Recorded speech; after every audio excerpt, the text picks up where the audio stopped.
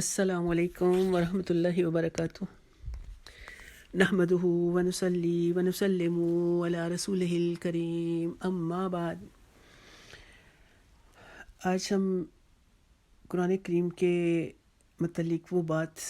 سمجھنے کی کوشش کریں گے کہ جو عام طور پر کبھی کبھار پڑھنے کو، دیکھنے کو، سننے کو ملتی ہے کہ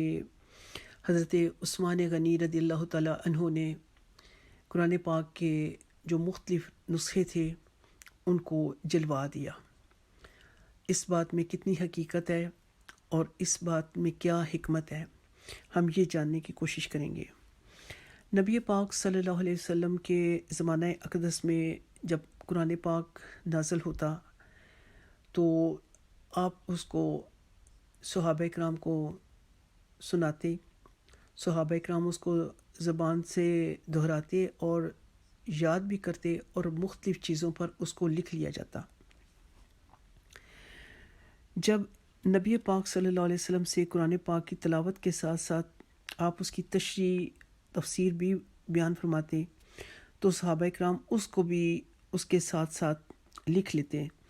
تو اس طرح وہ بین السطور یعنی کہ لائنوں کے درمیان وہ اس کی تشریح بھی لکھ رہے تھے۔ تو یہ تشریح جو تھی یہ وہ اس آسانی کے لیے لکھ رہے تھے کہ جیسے ہمیں پتہ چلے کہ یہ آیتیں کون سے موقع کے متعلق ہیں، ان آیتوں کا موضوع کیا ہے، یا یہ جو صورت نازل ہوئی ہے اس صورت میں اس وقت ان آیات میں کون سا موضوع جو ہے وہ زیر بحث رکھا گیا ہے۔ اب وہ تشریح جو تھی وہ چونکہ وہ بھی ان کی مادری زبان عربی تھی تو وہ اسی میں لکھ رہے تھے۔ اب ایک وقت وہ آیا کہ حضرت عثمان غنی رضی اللہ تعالیٰ عنہ نے یہ سوچا کہ اگر یہ نسخے باقی رہے تو بعد میں آنے والے جو لوگ ہیں وہ تو اس تشریح لکھی ہوئی کو، اس تفسیر لکھی ہوئی کو، یہ جو انہوں نے اپنے طور پر ہر شخص نے اپنے کچھ ہو سکتا ہے الفاظ کا رد و بدل کر دیا ہو تو وہ لکھی ہو، تو بعد میں آنے والے لوگ تو ان کو قرآن ہی کا حصہ سمجھ لیں گے، تو امت کے لیے یہ ایک انتشار نہ پھیل جائے کہ لوگوں کے اندر اس چیز کا اختلاف پیدا ہو سکتا ہے۔ اس لیے انہوں نے یہ ایک قدم اٹھایا کہ انہوں نے ان نسخوں کو کہ جن کے اوپر صحابہ کرام نے قرآن پاک نبی پاک صلی اللہ علیہ وسلم کی زبان اقدس سے سنتے ہوئے تشریح اور تفسیر لکھی تھی، ان نسخوں کو جمع فرما کر آپ نے جلوا دیا اور وہ نسخہ باقی رکھا کہ جس کے اوپر صرف اور صرف عربی متن لکھا گیا تھا۔ اب یہ چیز جو تھی یہ آپ نے اس کو چونکہ نہایت نیک نیتی کے ساتھ کیا تھا اور امت کی بہتری کے لیے کیا تھا، اختلاف مٹانے کے لیے کیا تھا کہ بعد میں آنے والوں کے لیے یہ مشکل نہ بن جائے اور وہ ان لکھی ہوئی تمام تشریح کو اور ان تمام جملوں کو جو کہ قرآن پاک کی آیتوں کے ساتھ لکھے گئے ہیں اور صحابہ کرام نے اپنی آسانی کے لیے سمجھنے کے لیے لکھے ہیں، تو بعد میں آنے والوں کے لیے یہ چیز اختلاف کا باعث نہ بن جائے، اس وجہ سے آپ نے ان تمام نسخوں کو لے کر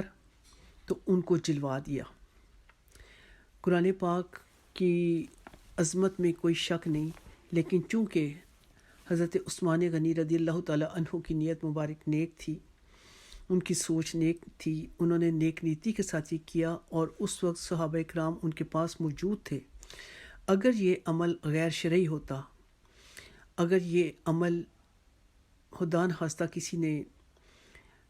توہین کے نیت سے کیا ہوتا تو پھر یہ عمل ناجائز نہیں بلکہ بہت زیادہ گستاخی بے ادبی کا باعث ہوتا، لیکن چونکہ آپ کے پیش نظر امت کی اصلاح تھی اور امت کو انتشار سے اور اختلاف سے بچانا تھا، تو اس وقت جو صحابہ کرام جلیل القدر صحابہ کرام آپ کے ساتھ موجود تھے ان میں سے کسی نے بھی اس بات کے اوپر اختلاف نہیں کیا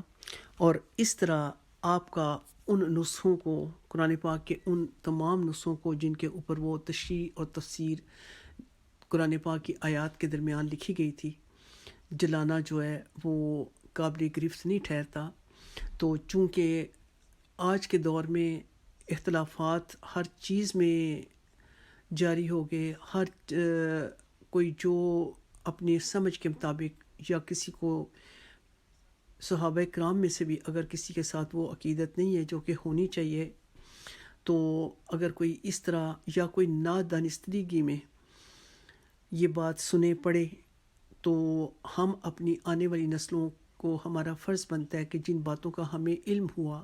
ہم وہ اپنے آنے والی نسلوں تک یہ بات منتقل کر دیں کہ انہوں نے یہ عمل کس وجہ سے اٹھایا تھا، یہ قدم کس وجہ سے اٹھایا تھا، اور ایسا کرنا ان کے لیے جو ہے وہ ان کی نیک نیتی پر چونکہ مبنی تھا، تو اللہ کریم کے ہاں ان کو اس چیز پر ضرور اجر ملے گا۔ تو انشاءاللہ چونکہ ان کی نیت نیک تھی، تو اللہ کریم ان کی نیک نیتی کا ان کو اجر عطا فرمائے،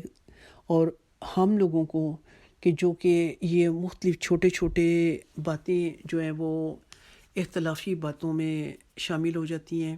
اور بعض دفعہ ایسی وہ گمبھیر صورت اختیار کر لیتی ہیں کہ جن کو ایک دفعہ انسان پڑھتا یا سنتا ہے، تو اگر واقفیت نہ ہو تو اس بنا پر انسان پریشان ہو جاتا ہے کہ یہ واقعی ایسا ہوا تھا، اور اگر ہوا تھا تو پھر کیوں ایسا ہوا تھا۔ اس وجہ سے ہم یہ چھوٹی چھوٹی جو باتیں ہیں، ہمارا فرض بنتا ہے کہ ہم ان کو صحیح مستند عالم دین جو کہ مستند دلائل کے ساتھ ہمیں یہ بات سمجھائیں، ہم ان کی باتوں کو لے کر سمجھ کر، اور پھر ہم دوسروں تک ان کو پہنچائیں، تاکہ دین کی وہ باتیں، دین کے وہ پہلو ہو سکتا ہے ان تک نہ پہنچے ہوں، اور ہمارے بتانے سے ان کو اس بات کا علم ہو، اور یہ ہمارا بات ان تک پہنچانا ہمارے لیے اور آگے ان کا دوسروں تک پہنچانا باعث اجر بن جائے۔ کیونکہ آج کا جو دور ہے اس میں ہم دیکھتے ہیں کہ غیر ممالک میں جو کہ مسلم نہیں ہیں، ان میں قرآن پاک کی توہین کی نیت سے قرآن پاک کا نسخہ چلایا جاتا ہے۔ تو لہٰذا یہ چیز سمجھنا ہمارے لیے ضروری ہے کہ حضرت عثمان غنی رضی اللہ تعالیٰ عنہ نے اگر ان نسخوں کو جلایا تو اس کے پیچھے کیا وجہ تھی، اور انہوں نے کس وجہ سے یہ قدم اٹھایا۔ تو مجھے اللہ سے امید ہے کہ انشاءاللہ میں اپنی بات،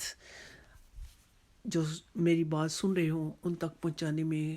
آسان الفاظ میں کامیاب ہوں، اور ہمارے ذہنوں میں اللہ کریم تمام نیک لوگوں کی محبت رکھے۔ حضرت عثمان غنی رضی اللہ تعالیٰ عنہ، جن کو ذو النورین کہا جاتا ہے، نبی پاک صلی اللہ علیہ وسلم کے دور دماد، کہ آپ کے عقد میں نبی پاک صلی اللہ علیہ وسلم کی یکے بعد دیگرے دو بیٹیاں تھیں، کہ پہلے حضرت بی بی رقیہ رضی اللہ تعالیٰ عنہا، کہ جن کی وفات کے بعد حضرت ام کلثوم رضی اللہ تعالیٰ عنہا کا نکاح نبی پاک صلی اللہ علیہ وسلم نے حضرت عثمان غنی سے کیا، اور زندگی میں ان کو ایک دفعہ نہیں، ایک دفعہ سے زیادہ مرتبہ جنتی ہونے کی بشارت نبی پاک صلی اللہ علیہ وسلم کی زبان اقدس سے سنائی گئی۔ تو عشرہ مبشرہ میں آپ کا شمار ہوتا ہے، آپ مسلمانوں کے تیسرے خلیفہ ہیں۔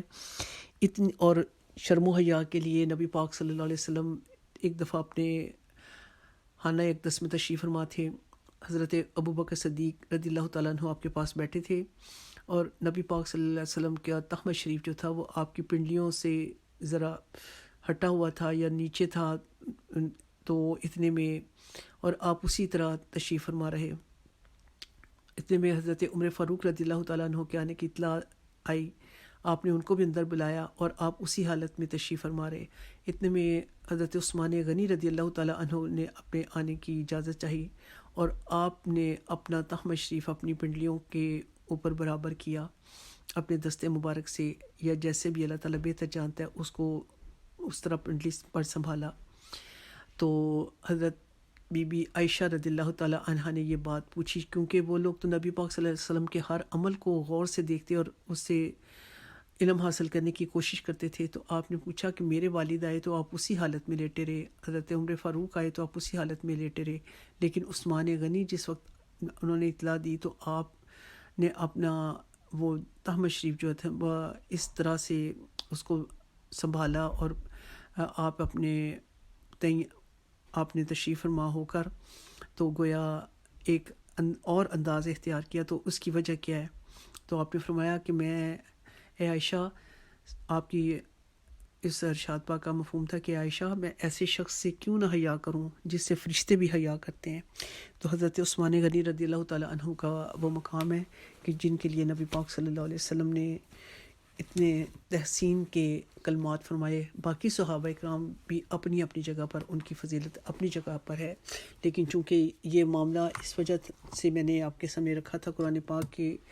حوالے سے، لہٰذا یہ بھی میرا فرض بنتا تھا کہ حضرت عثمان غنی رضی اللہ تعالیٰ عنہ کی